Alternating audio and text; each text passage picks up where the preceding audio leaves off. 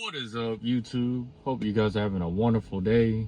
Peace and blessings to those out there, healing and prospering. So let's get right to it. In recent events, my birthday had just came up, and I reached that age where I realized that life is short, and the small things that bothers me, it don't really matter at this point. If you're wondering how old I am now, I'm actually 25, and most people would consider that still young in your teenage years. But to me, I consider it as it's getting to a point where I'm getting old. Like my body is deteriorating at this point. Like I'm not as flexible, as strong, as smart, and smart as like how I was when I was like beginning my stages of puberty when I was 14. Seems like every year I grow up into a whole different new person and learn new things and go through things, trials and tribulations.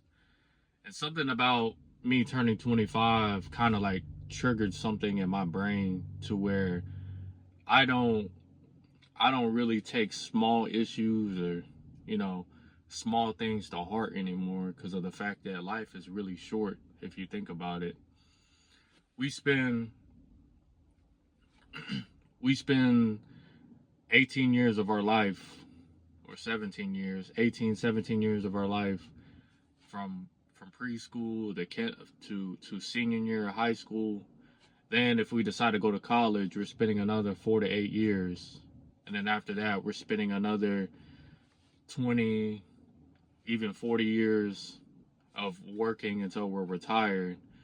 And we just come out basically brain rot, not even knowing what to do next, and realizing like we've been played the whole time by the system and society in general. That's why I'm a really big advocate of like this channel, even though I don't really get the notoriety, the views, the comments. But every comment, every like means a lot to me, even if it's one like, one comment. Like when it comes to YouTube, you can't really do this for the attention, just because of the fact that there's so many people in this same, like, you can say niche of talking behind the camera and talking about mental health, talking about how to improve oneself. It's very competitive, and I knew that. And the only reason why I still do it is because I asked myself, would I still do it if money wasn't involved? And yeah, I'm not even close to getting monetized, or I haven't even hit 100 videos in this channel. I'm just here chilling. I'm chilling, having a good time, expressing my thoughts, opinions, and my personal wisdom of like, what I've been through in life, how I'm seeing things, and what is the direction for the future. I know, right? Who am I to say all of this? But what makes me different out of most people is just the fact that I'm giving real upfront content of like what's going on. Like some people say I'm being generic. Some people say I'm actually boring. Some people say I'm just a wannabe drifter. Typical stuff that people want to just throw out these labels just to throw me off guard. But in reality, I'm not even rehearsing anything. This is literally like off the dome, freestyle, and I'm doing my own thing. And let me just say that, well, actually, let me just get to the subject. Having depression is way better than having anxiety. Because when you break it down, depression is thinking about your past. Most of the time, it's your past mistakes that you made throughout your life. Anxiety stems from thinking about the future or thinking too much of the future. And obviously, we're gonna have both feelings at some point in time in our life, and one way or another, you can take all the medication in the world, you can work out, you can eat healthy, you're gonna have it. At the end of the day, it just depends on you as a person of how you manage it. Because there is no such thing as a magic pill. There are magic words, there are magic routines, but these magic words and routines don't work for everybody, but may work for a specific group of people, which, that's I'm really aiming for as a demographic of audience.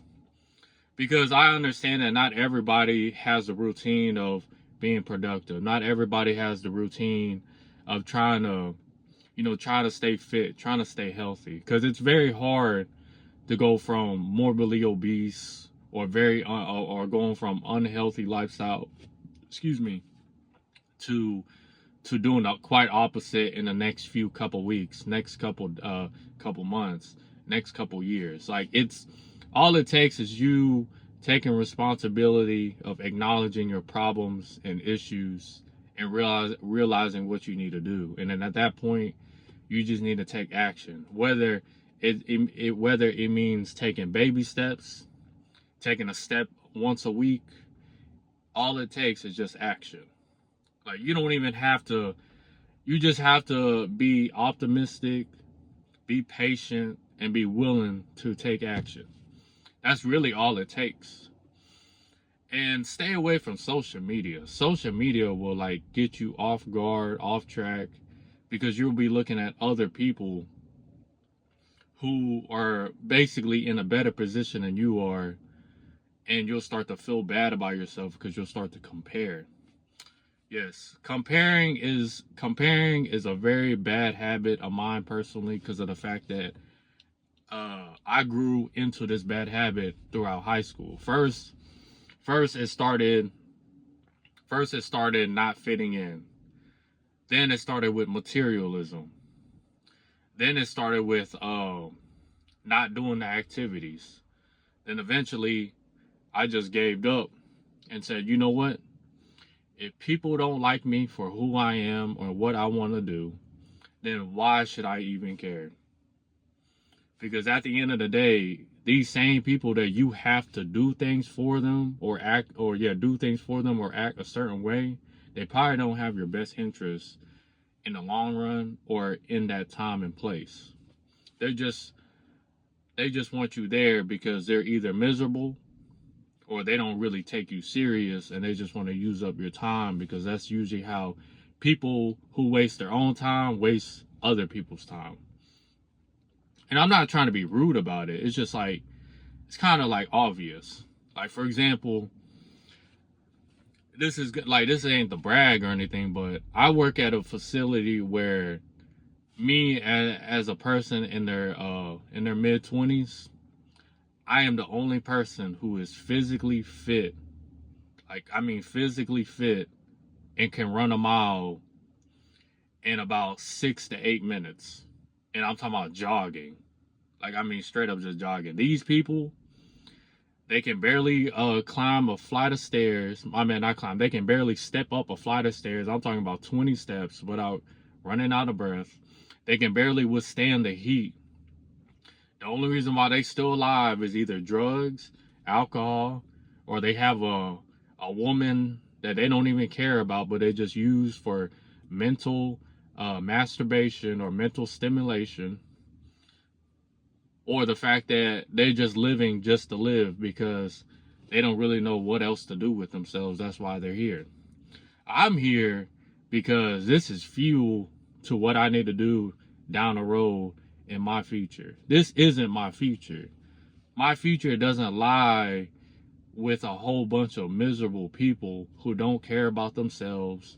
And because they don't care about themselves, they don't care about you or anybody else.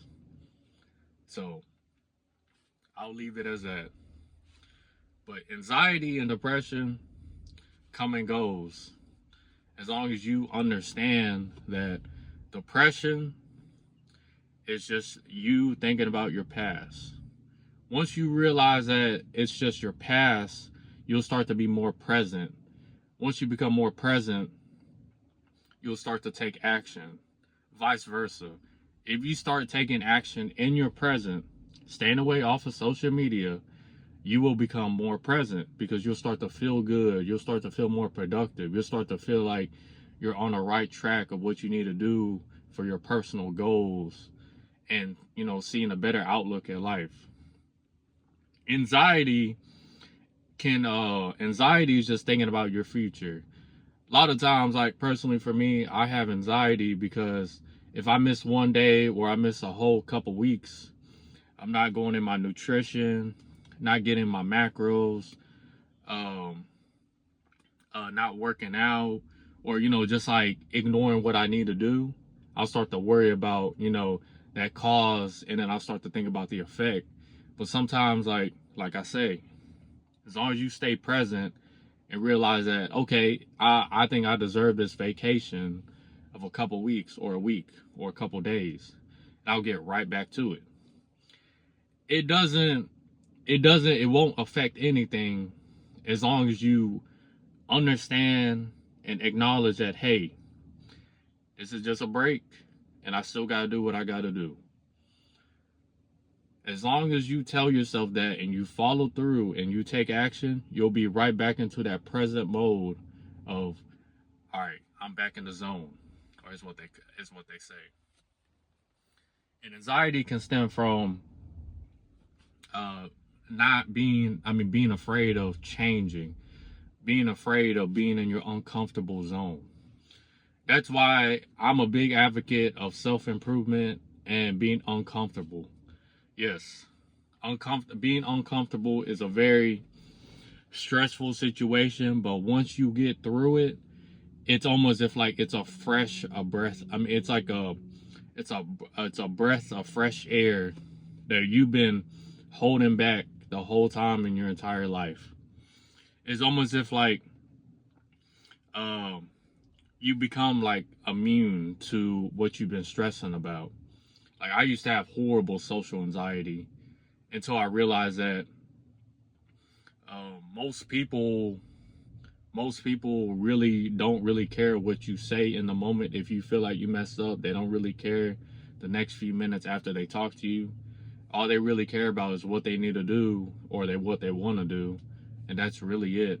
So I kind of just took that advice, chilled out, didn't really take it serious, and started living to my accord of what I need to do in order to progress on my future.